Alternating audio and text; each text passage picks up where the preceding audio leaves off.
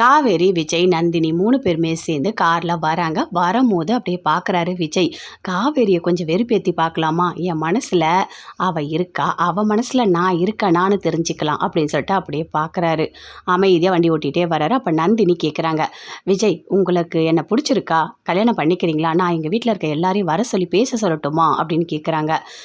இருங்க இருங்க, ரொம்ப அவசரப்படாதீங்க, நான் வந்து வீட்டில் போய் தாத்தா கிட்ட வீட்டில் இருக்க எல்லாருக்கிட்டையுமே நான் பேசி அதுக்கப்புறம் உங்களுக்கு நான் ஃபோன் பண்ணி சொல்கிறேன் அப்படின்னு விஜய் சொல்கிறாரு. காவேரிக்கு அப்படியே கோவமாக வருது, பயங்கரமாக கோவம் வருது.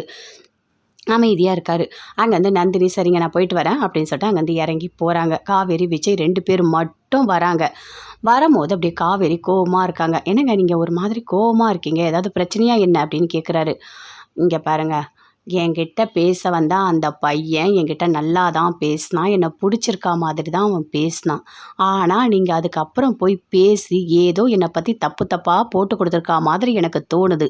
அதுக்கப்புறம் தான் அவன் என்கிட்ட சொல்கிறான், உங்களை நான் கல்யாணம் பண்ணிக்கல, எனக்கு வேண்டான்னு சொல்லிட்டு. எதுக்காக நீங்கள் இப்படி பண்ணுறீங்க, நீங்கள் கொஞ்சம் கூட யோசிக்கவே மாட்டிங்களா அப்படின்னு காவேரி கேட்குறாங்க. ஐயோ காவேரி, நீங்கள் தப்பாக புரிஞ்சிட்ருக்கீங்க, நானும் அப்படி பண்ணவே இல்லை அப்படின்னு சொல்கிறாரு.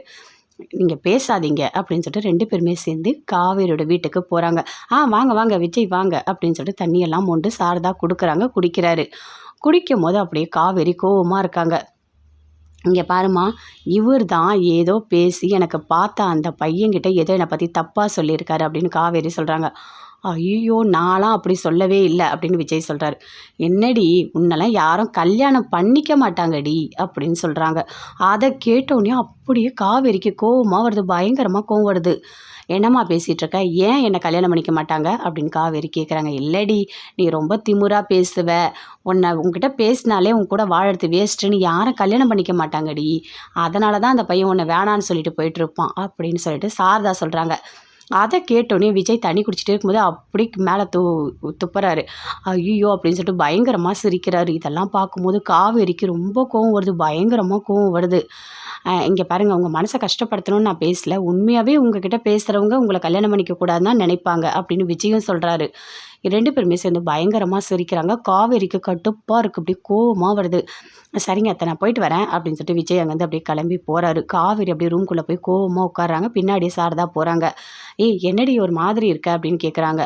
என்னம்மா, என்ன பேசிகிட்டு இருக்க, எனக்கு கல்யாணம் ஆகாது, அதுவும் வர மாப்பிள்ளைங்களாம் என்னை பிடிக்காதுன்னு சொல்லிட்டு நக்கல் பண்ணி கிண்டல் பண்ணி நீ சிரிச்சிட்ருக்க, அதுவும் யாரோ ஒருத்தர் விஜய், அவர் எதற்கு இப்படி பண்ணிகிட்ருக்க, நீ கொஞ்சம் கூட யோசிக்கவே மாட்டியா, நான் உன்னோட பொண்ணு தானே, என் மேலே உனக்கு ஒரு துளி கூட பாசமே இல்லையா, நீ ஏன் இப்படி இருக்க, நீ ஏன் அந்த விஜய்க்கு சப்போர்ட் பண்ணி பேசிகிட்ருக்க, 2 பேரும் சேர்ந்து என்னை கிண்டல் பண்ணிகிட்ருக்கீங்க, அப்போ நான் கோவப்படாமல் என்ன பண்ணணும், சிரிச்சிட்ருக்கணுமா அப்படின்னு காவேரி கேட்குறாங்க.